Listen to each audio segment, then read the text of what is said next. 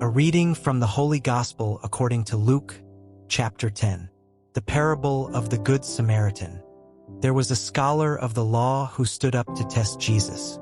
He asked, "Teacher, what must I do to inherit eternal life?"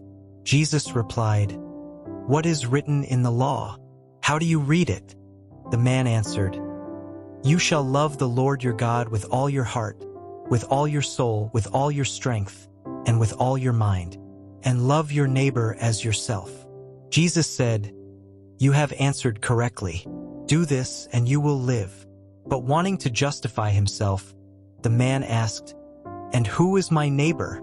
Jesus replied with a story. A man was traveling from Jerusalem down to Jericho when robbers attacked him.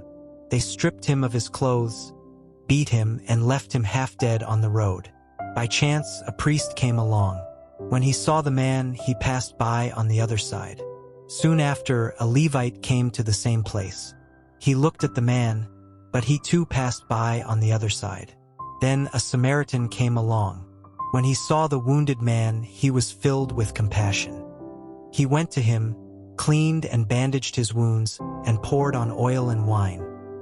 He lifted the man onto his own animal, took him to an inn, and cared for him.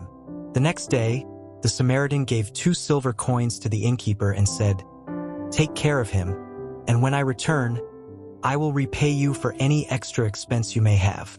Then Jesus asked, "Which of these 3 do you think was a neighbor to the man who fell into the hands of robbers?" The man replied, "The one who showed him mercy." Jesus said to him, "Go and do likewise." To love God is the path to eternal life, a love that overflows in mercy toward others.